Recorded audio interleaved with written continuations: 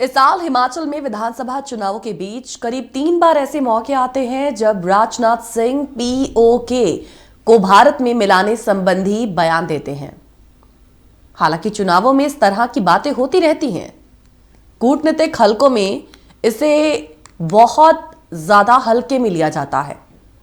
भारत पाकिस्तान दोनों देशों में आवाम के बीच इस तरह की बातें करके जनता का मन नेता बहलाते रहते हैं, पर भारत में पीओके यानी कि पाक ऑक्युपाइड कश्मीर को लेकर अब मामला चुनावी सभा तक ही नहीं है। नमस्कार, जॉस हिंदी देख रहे हमारे सभी दर्शकों का मैं गीत उदय सैनी हार्दिक दिल से स्वागत करती हूं प्रोग्राम स्ट्रेट टॉक में। पिछले दिनों सेना के एक बड़े अधिकारी का बयान आने और एक चैनल से बातचीत करते हुए भारतीय रक्षा मंत्री ने पाक ऑक्युपाइड कश्मीर को लेकर जैसा रुख दिखाया, उससे आम जनता को यही लगता है कि अंदर खाने कुछ तो चल रहा है। धारा 370 को लेकर सरकार ने जिस तरह से एक झटके में इसे समाप्त किया, उसे लेकर आम जनता को लगता है कि सरकार कोई भी असंभव फैसला चुटकियों में ले सकती है। भारत ही नहीं, यही सोच पाकिस्तानी आवाम में भी है। शायद इसीलिए पाकिस्तान के नवनियुक्त जनरल ने भी शपथ लेते ही सबसे पहले पीओके पर भारत को चेतावनी देने में ही अपनी भलाई समझी है।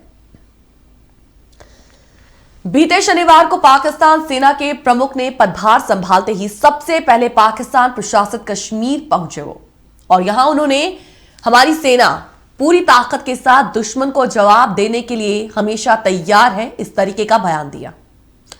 पाकिस्तानी सेना की वेबसाइट इंटर सर्विसेज जनसंपर्क ने जैसा कोट किया कि जनरल मुनीर ने कहा कि भारतीय नेतृत्व ने गिलगित बाल्टिस्तान और आजाद कश्मीर को लेकर हाल ही में बेहद गैर जिम्मेदाराना बयान दिया है। वो कहते हैं कि मैं एक बात साफ करना चाहता हूं कि पाकिस्तान की सेना ना सिर्फ अपनी मातृभूमि के एक एक इंच की सुरक्षा करने के लिए तैयार है, बल्कि हम दुश्मन को करारा जवाब देने के लिए भी तैयार हैं। जनरल मुनीर ने भारत को बड़े ही चेतावनी वाले लहजे में कहा कि यदि कभी भी युद्ध हम पर थोपा जाएगा तो हम किसी भी तरह के दुस्साहस का जवाब अपनी पूरी ताकत से दे देंगे। भारत कभी अपने नापाक मंसूबों में कामयाब नहीं हो पाएगा। तो ये वो बयान था। आपको बता दें कि 27 अक्टूबर को श्रीनगर में शौर्य दिवस के मौके पर इससे पहले रक्षा मंत्री राजनाथ सिंह ने पाकिस्तान प्रशासित कश्मीर को फिर से हासिल करने के बारे में एक बयान दिया था, और इसके बाद भारतीय सेना में उत्तरी कमांड के commander in chief lieutenant general Upendra Dwivedi ने भी रक्षा मंत्री राजनाथ सिंह के उसी बयान पर रिएक्ट करते हुए कहा था कि भारतीय सेना केंद्र सरकार से मिलने वाले हर आदेश का पालन करने के लिए पूरी तरह तैयार है। और उसके बाद लगातार क्या हो रहा है कि ये पीओके को लेकर चर्चाएं छिड़ गई। लगातार अब पीओके पर फैसले को लेकर चर्चाएं छिड़ी हुई हैं। तो आइए सबसे पहले आपको उन बयानों से भी रूबरू करवा देते हैं जिसके बाद पाकिस्तान का ये स्टेटमेंट आया था। सबसे पहले सुनते हैं राजनाथ सिंह को, उसके बाद लेफ्टिनेंट जनरल उपेंद्र द्विवेदी को, और उसके बाद हरीश रावत का भी हाल ही में पीओके पर एक बयान सामने आया है, वो भी आपके सामने रखेंगे। आइए सुनते हैं उन्हें। पाक ऑक्युपाइड कश्मीर की जनता का दर्द हमें भी सालता है। केवल पाक ऑक्युपाइड कश्मीर में रहने वाले लोगों को ही नहीं सालता है, बल्कि पाक ऑक्युपाइड कश्मीर की जनता का दर्द हमें भी सालता है। साथियों, कश्मीर और लद्दाख का क्षेत्र आज सामान्य प्रदेशों से कहीं अधिक रफ्तार से प्रगति के रास्ते पर है। यह प्रदेश एक के बाद एक विकास की नई ऊंचाइयां छू रहा है। पर मैं यहां कहना चाहूंगा कि अभी तो हमने इस इलाके के डेवलपमेंट का आगाज भर किया है। अभी तो हमने उत्तर दिशा की ओर चलना प्रारंभ कर दिया है। हमारी यात्रा तो तब पूरी होगी जब हम 22 फरवरी 1949 को भारतीय संसद में सर्वसम्मत पारित हुए प्रस्ताव को अमल में लाएंगे, और उसके अनुरूप हम अपने बाकी बचे हिस्से जैसे गिलगित और बाल्टिस्तान तक पहुंचेंगे। Raksha Mantri gave the statement about the POJK. As you are aware, that parliamentary resolution already exists on the subject. So therefore, it's nothing new. It is part of the parliamentary resolution. As far as the Indian Army is concerned, Indian Army will carry out any order which is being given by the Government of India. And whenever such orders are given, we'll always be ready for it. जो occupied Kashmir है, जिस पर अवैध कब्जा है पाकिस्तान का, उसको छुड़ाना हमारा दायित्व है और हमारी संसद ने वो प्रस्ताव पास किया है। कांग्रेस की गवर्नमेंट में सर्वसम्मति से वो प्रस्ताव पास हुआ है और हम समझते हैं कि मोदी जी की सरकार के भी एजेंडे में ये काम होना चाहिए। ये केवल बातों से नहीं होना चाहिए। इसको इस समय पाकिस्तान बहुत कमजोर हालत में है। ये समय है जब हम पाकिस्तान से ऑक्यूपाइड कश्मीर को ले सकते हैं। सारी इमाम जी या कोई जो व्यक्ति इस दृष्टि से देखते हैं, मैं समझता हूँ इस दूषित और ये पता नहीं कब की पाषाणकालीन मानसिकता, इस मानसिकता से भी तो लड़ाई है। जो हमारे भारत जोड़ो अभियान है वो इस तरीके की सभी मानसिकताओं से, सभी प्रकार की कट्टरताओं के खिलाफ है। ये कट्टरता देश के लिए नुकसानदायक है, लोकतंत्र, संसदीय लोकतंत्र के लिए नुकसानदायक है। और जब जब कट्टरता आई है, भारत कमजोर हुआ है। इसलिए चाहे दाएं हाथ वाले कट्टर हों या बाएं हाथ वाले कट्टर हों, दोनों देश के लिए नुकसानदायक है। जो तो पीओके एक बार फिर से चर्चाओं में है और उसके बाद पाकिस्तान आर्मी चीफ का भी वो स्टेटमेंट आया जिसको लेकर अब चर्चाएं पूरे जोरों पर है। अगर ये सवाल उठाया जाए कि क्या पाकिस्तान फिर कोई गलती करने की स्थिति में है, तो इस सवाल के जवाब को ढूंढने से पहले हमें ये जानने की जरूरत है कि पाक आर्मी चीफ मुनीर अपने पूर्ववर्तियों की तुलना में किस तरीके के हैं। ये जग जाहिर है कि वो ज्यादा खतरनाक हैं। वो एक हार्ड लाइनर के रूप में जाने जाते हैं। कुरान को कंठस्थ याद रखने के चलते इन्हें पाकिस्तानी सेना में पुरस्कार मिल चुका है और मुनीर भारत के लिए मुशर्रफ से ज्यादा खतरनाक साबित हो सकते हैं। मुशर्रफ की तरह से उन्हें किसी को इम्प्रेस नहीं करना है। मुशर्रफ मुहाजिर थे और उन्हें खुद को साबित करने के लिए शो करना था, पर मुनीर के साथ ऐसा शायद नहीं है। हालांकि हम इसे और अच्छे से समझेंगे थोड़ी देर में, जब चर्चा की शुरुआत हमारे खास मेहमान के साथ होगी। आसिम मुनीर वो कभी किसी हद तक जा सकते हैं। भारत को शायद आज सजग रहने की जरूरत है। शायद ये भी हो सकता है कि एलओसी पर सीजफायर खत्म करने के लिए मुनीर ऐसा बोल रहे हो पीओके को लेकर। यदि ऐसा होता है तो दोनों देशों यानी कि भारत और पाकिस्तान के लिए ये बहुत अच्छी स्थिति बिल्कुल भी नहीं हो सकती है। बदले हालातों में वो अपने मुल्क में क्या करें, शायद इससे भारत को कोई सरोकार नहीं। भारत को तो शायद वास्ता इसी से है कि पाकिस्तान की ओर से चल रहा ये जो एक प्रॉक्सी वॉर है, छद्म युद्ध, ये बंद होता है या नहीं। वहां से प्रशिक्षित कर आतंकवादियों का भारत आना रुकता है या नहीं। हालांकि पाकिस्तान की ओर से राजद्रोण से गोला बारूद आज भी लगातार भेजा जा रहा है। आतंकवादियों की इन्फिल्ट्रेशन भी लगातार हो रही है। तो भारत को शायद इससे वास्ता है, भारत को वास्ता ही इसी से है कि तमाम जो चीजें हैं इन पर एक विराम लगे। लेकिन ये कब होगा और शायद आसिम मुनीर के आने के बाद क्या लगता है कि इसमें किसी तरीके की कोई कमी आएगी? ये फिलहाल हम आगे समझने की कोशिश करेंगे जब हम प्रोग्राम की जो शुरुआत है वो चर्चा से शुरू करेंगे। हालांकि चर्चा आपसे भी है, स्ट्रेट टॉक आपसे भी है और आज इस विषय से जुड़े हुए कुछ सवाल हैं हमारे पीओके को लेकर। हम चाहेंगे कि यदि व्यूअर्स इस वक्त हमें वॉच कर रहे हैं और इस प्रोग्राम में आज के इस विषय को लेकर आप अपनी बात अपने तरीके से कुछ रखना चाहें, बेबाक होकर अपनी जो बात है हमारे साथ जरूर साझा कीजिएगा। हमें आपकी कॉल्स का इंतजार रहेगा। सवाल कौन से हैं आपकी टेलीविजन स्क्रीन पर वो छोड़ेंगे सवाल हम। आज पीओके को लेकर बात हो रही है, पीओके पर फैसले की बात हो रही है। सवाल ये है कि पीओके पर ये जो हालिया सेना के बयान है हम उसका क्या मतलब समझें। पीओके पर फैसला पाकिस्तान आर्मी ये कुछ यहां पर बड़ा होने वाला है।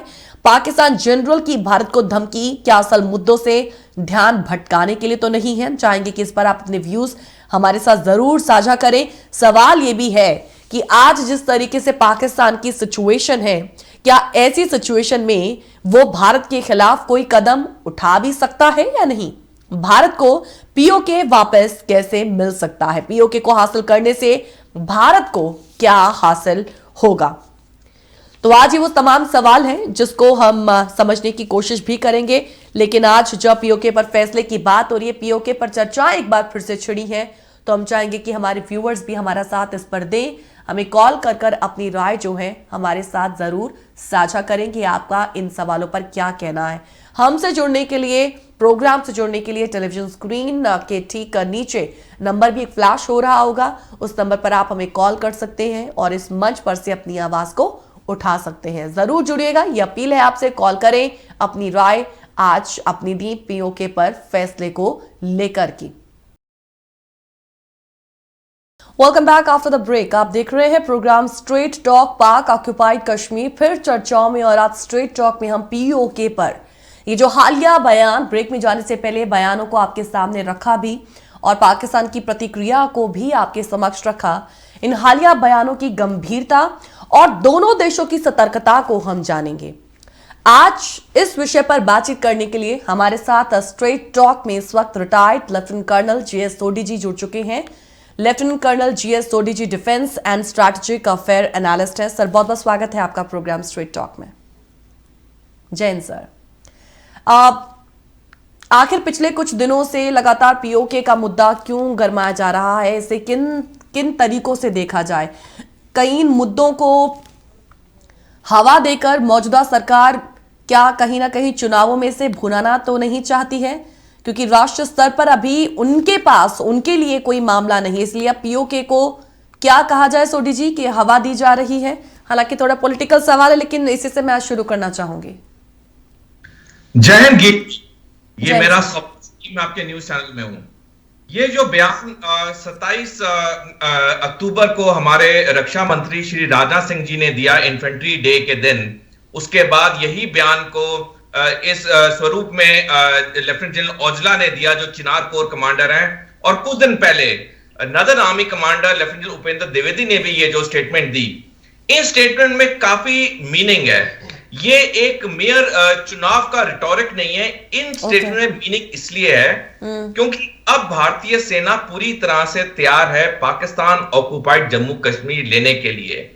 और ये जो स्टेटमेंट आना है, ये पाकिस्तान को एक संदेश और एक चेतावनी भी है कि अब जो सब्र का बांध था भारत का, वो बिल्कुल टूट चुका है। जो भी दशकों से पाकिस्तान भारत के अंदर आतंकवादी संगठनों को बढ़ावा देता रहा है, चाहे फाइनेंशियली, चाहे इमोशनली, चाहे फिजिकली बाय ट्रेनिंग देम, अब वो चीज खत्म होनी चाहिए, क्योंकि अब भारत इसको और नहीं टॉलरेट कर सकता है।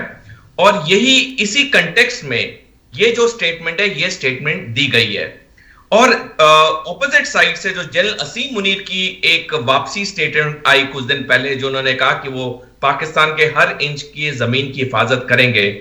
As a chief of army staff उनकी जो स्टेटमेंट है जनरल असीम मुनीर की, वो बिल्कुल सही है, क्योंकि वो अपनी देश की सेना को लीड कर रहे हैं और ये उनका दायित्व बनता है कि वो पाकिस्तानी सेना का मोराल हाई रखें, बिकॉज दैट इज व्हाट उनको करना चाहिए as a Pakistan army chief. लेकिन जनरल असीम मुनीर ये भी दिल के अंदर जानते हैं कि अगर वो इतिहास देखेंगे, जो 4 बारी युद्ध हुई है 1947 से लेके आज तक भारत पाकिस्तान के बीच में, भारत ने हमेशा पाकिस्तान को हराया है। तो ये जो स्टेटमेंट जनरल असीम मुनीर की है, ये सिर्फ अपने जवानों का मोरल मोटिवेशन बढ़ाने के लिए, अंदर वो भी जानते हैं कि अगर एक कन्वेंशनल युद्ध हुआ भारत और पाकिस्तान के बीच, तो भारत ने ही जीतना है, क्योंकि हिस्ट्री इसकी गवाह है। दूसरा, जो सैनिक शक्ति है भारत और पाकिस्तान की, उसमें बहुत ज्यादा फर्क है। तो ये स्टेटमेंट्स को एक डीप मीनिंग से लेना चाहिए, चाहे इंडियन साइड से हो और चाहे पाकिस्तान की साइड से इसका जो काउंटर स्टेटमेंट आई है। ये हमारी जो आर्मी है वो पूरी तरीके से तैयार है। हालांकि मैं इन बिटवीन दिस डिस्कशन में आपसे ये जरूर जानना चाहूंगी कि पीओके को लेकर देखिए सर, चर्चाएं तो पहले भी छिड़ी हुई हैं और अब एक एक्शन लेने की बात यहाँ पर की जा रही है। हालांकि हमें उसे किस तरीके से लेकर वाकई जल्द ही कोई बड़ा एक्शन क्या होने वाला है वो भी हम आपसे जरूर जानेंगे। लेकिन क्योंकि अभी हम यहाँ पर पाकिस्तान के नए आर्मी चीफ के बयान की बात कर रहे हैं, भारत की नापाक हरकत का जवाब दिया जाएगा वो कहते हैं, और वो कहते हैं कि अपनी एक एक इंच जमीन की सुरक्षा करने में पाकिस्तान सेना सक्षम है। उन्होंने ठीक ही कहा है, यही उन्हें कहना भी चाहिए जैसा आपने भी कहा है कि किंतु, लेकिन यहाँ पर यह भी तो ध्यान रखने की जरूरत है कि वो जो करें अपने देश की सीमा में रहकर करें, सीमा से बाहर भारत की ओर ताक झांक भी ना करें, खुराफात करने की सोचें भी ना, ये भी जरूरी है। लेकिन क्योंकि इन बिटवीन काफी आतंकी गतिविधियां भी, हालांकि कुछ हद तक जो हमारे मिलिट्री ऑपरेशन अभी चले हैं, कुछ हद तक स्थिति सुधरी जरूर है, लेकिन अभी यह खत्म नहीं हुआ है पूरी तरीके से। बिल्कुल जी, आपने सही कहा। देखिए, अगर हम 1947 से लेकर आज तक देखें, पाकिस्तान ने एक चीज रियलाइज कर ली, खास करके 1971 इंडिया पाकिस्तान युद्ध के बाद, जब भारतीय सेना ने पाकिस्तानी सेना को बहुत बुरी तरह से हराया, जिसकी वजह से एक नया देश बांग्लादेश भी बना।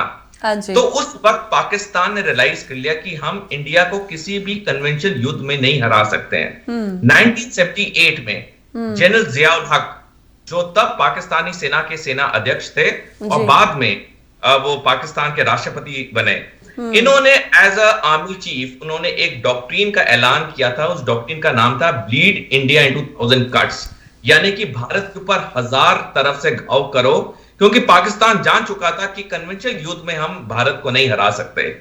इस डॉक्ट्रिन को आज तक पाकिस्तानी सेना के स्टाफ कॉलेज में पढ़ाया जाता है, जो कि क्वेटा में है, उनके आर्मी नेवी एयरफोर्स ऑफिसर्स को। और इस डॉक्ट्रिन के तहत, bleed India into 1000 cuts doctrine के तहत, पहली बार पाकिस्तान ने इस डॉक्ट्रिन को लागू किया पंजाब में 1980 और 90 के दशक में, जब पाकिस्तान ने पंजाब में आतंकवादी संगठनों को बढ़ावा देना शुरू किया। और जब उन्हें कुछ सफलता मिली वहां पे, तो इन्होंने यही डॉक्ट्रिन को अपनाया जम्मू कश्मीर में, जहां पे 1980 के लेट पार्ट ऑफ दशक से वहां पे मिलिटेंसी शुरू हो गई। अब क्योंकि ये डॉक्ट्रिन पाकिस्तान को बहुत सूट करती है, पहली बात, उनका इतना खर्चा नहीं होता जितना कन्वेंशनल युद्ध में होता है। दूसरा, ये पाकिस्तानी सेना को एक नए प्लेटफॉर्म पे लाया है। वो मैं आपको एक्सप्लेन करता हूं कैसे। 1947 से लेकर आज तक 4 युद्ध हुई हैं, जिसमें हमेशा भारत ने पाकिस्तान को हराया है। लेकिन जब जब पाकिस्तान की सेना भारतीय सेना से हारी है, ये इंटरेस्टिंग है जी, जब जब पाकिस्तानी सेना भारतीय सेना से हारी है, तब तब पाकिस्तानी सेना का जो नियंत्रण था, कंट्रोल था पाकिस्तान में, वो बढ़ता गया। उनका जो एक छवि थी पाकिस्तान, वो बढ़ती गई, क्योंकि पाकिस्तानी सेना ने एक बड़ी चालाकी से पाकिस्तानी हुकूमत और पाकिस्तानी अवाम को एक संदेश भेजा कि अगर आपको कोई बचा सकता है वो पाकिस्तानी सेना, अन्यथा आपको भारतीय सेना और भारत आपको निगल जाएगा। तो ये जो इन्होंने एक नैरेटिव क्रिएट किया, जिसकी वजह से इनका जो कंट्रोल था पाकिस्तान में, वो दिन प्रतिदिन बढ़ता रहा, हालांकि वो भारतीय सेना से युद्ध हारते गए। अब ये स्टेट आ चुकी है पाकिस्तानी सेना की कि ये सबसे महत्वपूर्ण ऑर्गेनाइजेशन है पूरे पाकिस्तान में।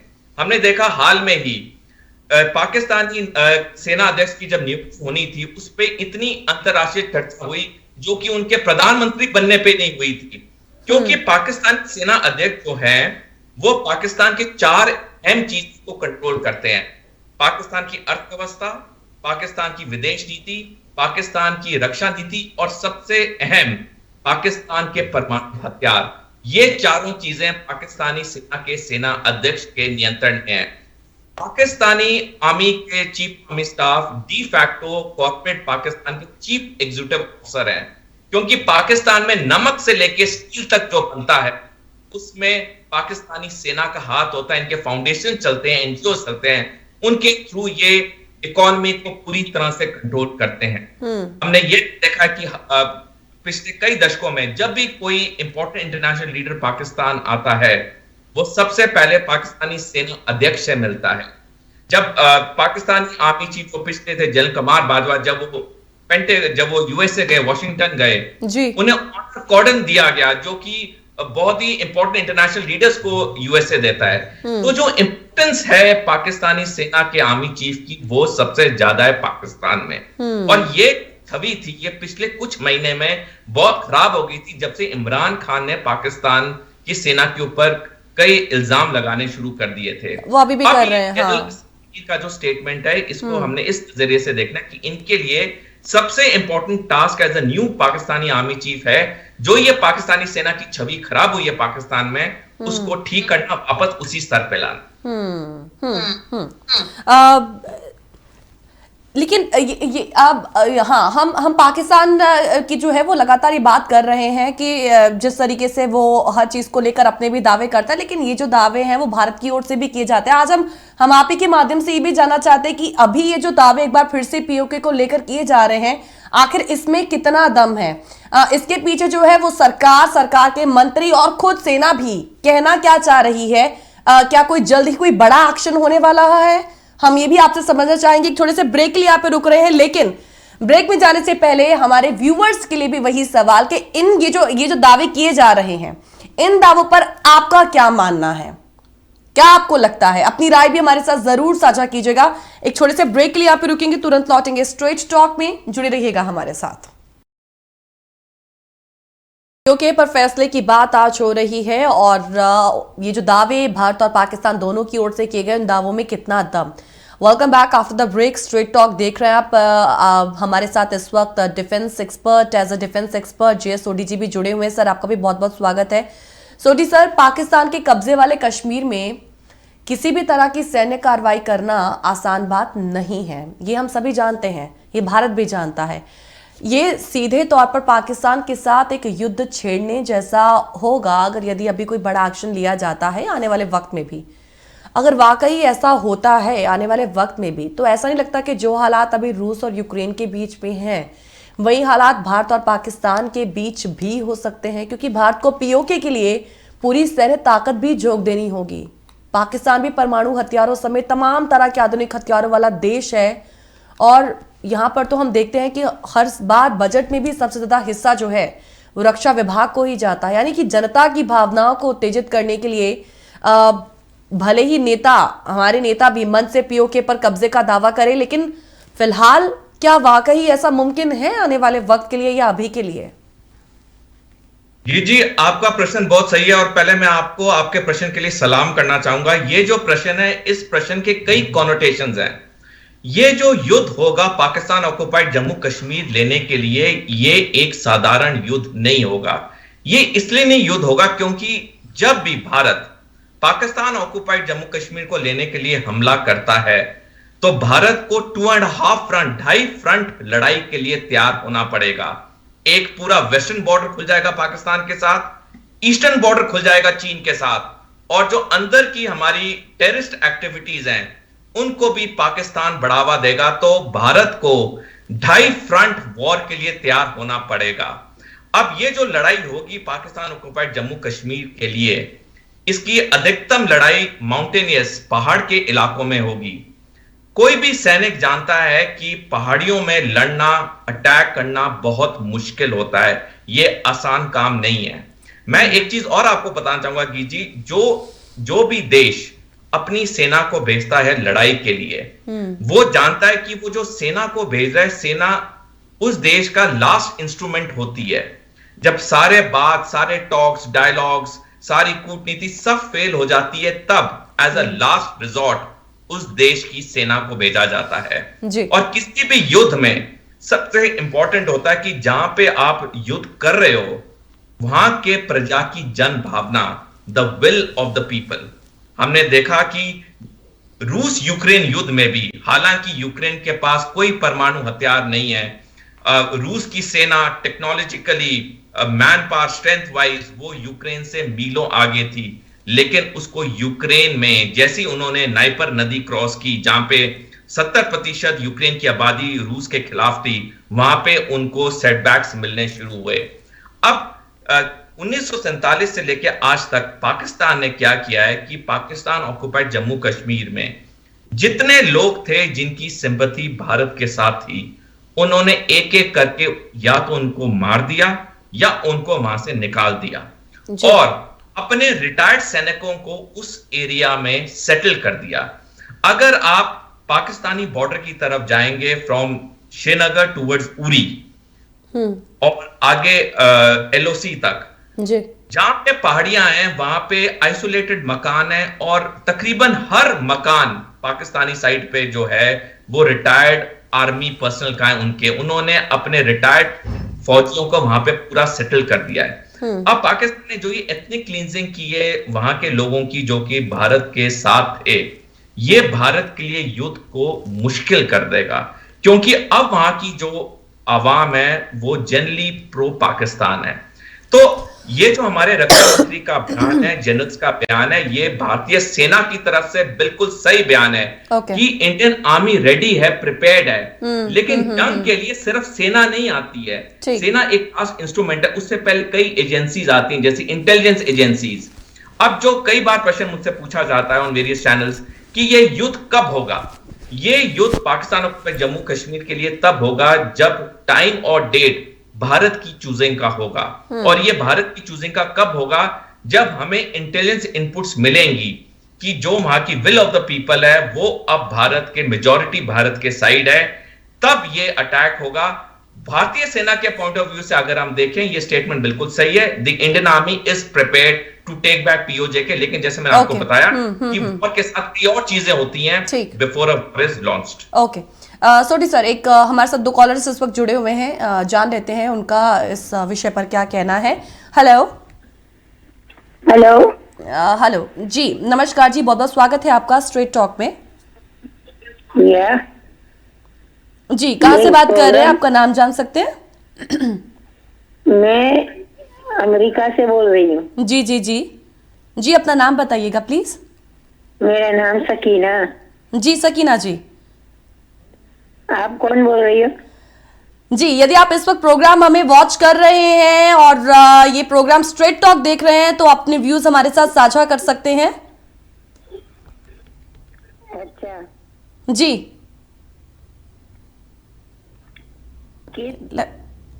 कॉल जो है इन बिटवीन कट गया उनका। एक और कॉलर इस वक्त हमारे साथ जुड़े हुए हैं। हेलो जी, सतीश जी, बहुत बहुत स्वागत है आपका सर स्ट्रेट टॉक में।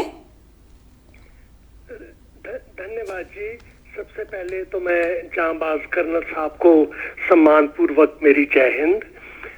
गीत जी, आज आपके दो सवाल थे। पहला सवाल था आपका कि मुनीर जो है पाकिस्तान की तरफ से, उसने इस वक्त ऐसा बयान क्यों दिया। गीत जी, एक पुरानी कहावत है, मैं उस कहावत में बात खत्म करूंगा कि जिस वक्त गीदड़ की मौत आती है तो शहर का मुंह करता है। तो इसलिए मुनीर ने आते ही भारत कश्मीर का जो है वो उसने राग लापना शुरू किया है, तो उसको पता है इसका अंजाम होगा क्या।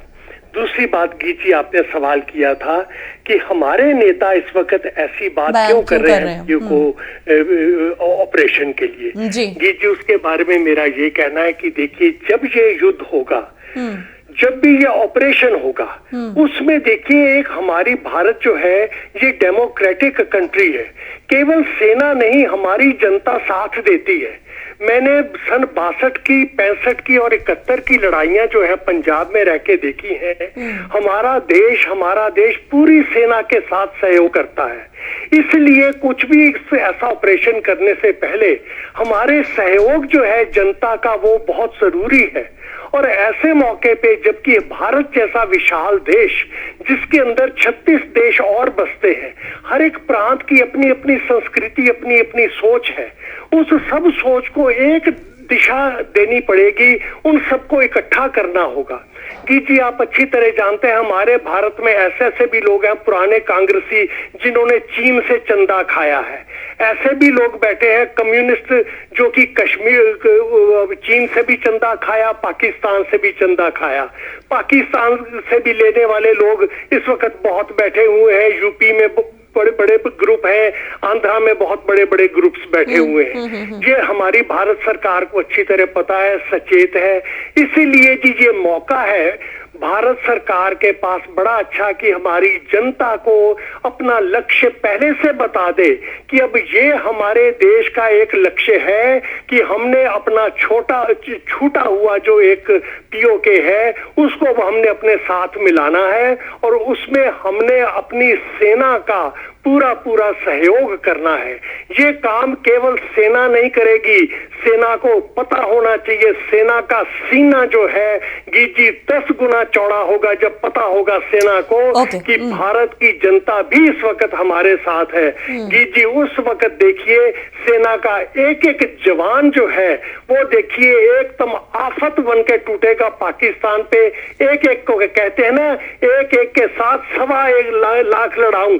जी ये वो जवान है हमारे जो 1.25 लाख को जो एक एक आगे आके संभालने वाले हैं। तो इसलिए हमारी सेना को उनकी ट्रेनिंग जो है, उनकी लीडरशिप जो है, उसके साथ अगर भारत की जनता का सहयोग हो, प्यार हो, सम्मान हो, जो कि हमेशा रहता है, लेकिन जी इस वक्त हमारी जो जनता है ना, वो टेक इट फॉर ग्रांटेड लेके बैठी हुई है कि हमारी सेना सब कुछ कर लेगी, हमारी सेना सक्षम है, लेकिन हमारा भी उसमें कुछ कर्तव्य है।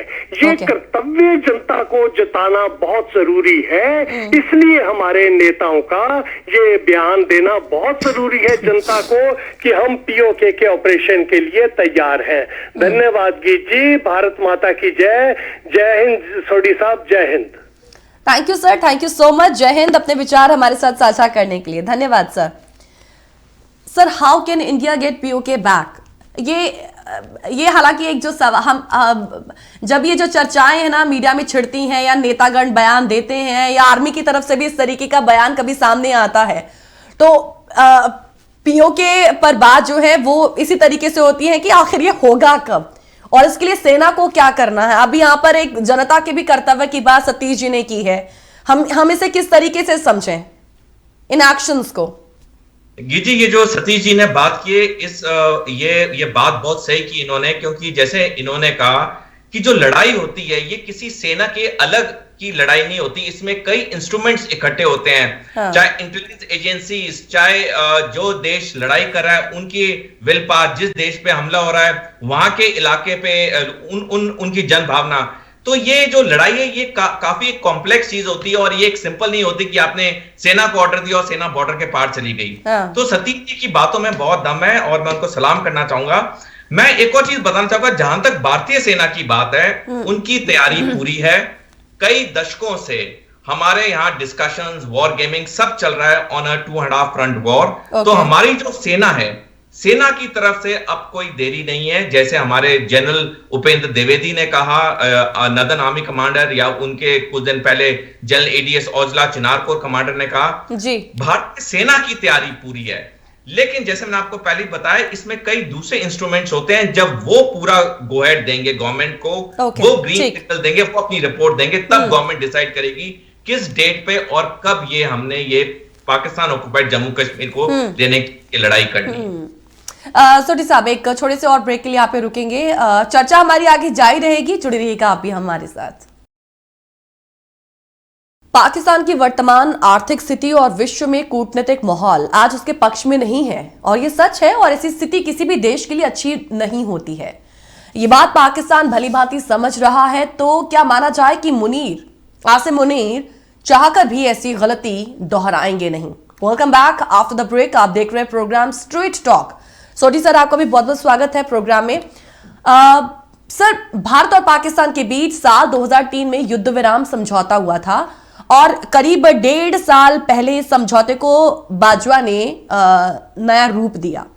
जनरल मुनीर इस युद्ध विराम, जब हम इस युद्ध विराम की बात करते हैं तो जनरल मुनीर इस युद्ध विराम का सम्मान तो करेंगे, लेकिन क्या लगता है कि ये सम्मान बड़े ही सदे हुए तरीके से होगा? कुछ भी हो सकता है, प्रॉक्सी वॉर जो एक छद्म युद्ध अभी चल रहा है वो कंटिन्यू रहेगा, एक सदे हुए तरीके से पाकिस्तान अपनी जो चाल है वो चलता रहेगा। जी जनरल असीम मुनीर पहले सेना अध्यक्ष हैं पाकिस्तानी सेना के, जो कि पहले डायरेक्टर जनरल मिलिट्री इंटेलिजेंस और डायरेक्टर जनरल आईएसआई की अपॉइंटमेंट्स कर चुके हैं। जितना अनुभव जनरल असीम मुनीर के पास है बीइंग डीजीएमआई एंड डीजीआईएसआई, किसी भी पाकिस्तानी सेना अध्यक्ष के पास आज तक नहीं है। बिल्कुल हमें याद होगा जब फरवरी 2019 से पुलवामा में आतंकवादी हमला हुआ भारत में, जिसमें 40 जवान शहीद हुए थे, तब डीजीआईएसआई जनरल असीम मुनीर थे।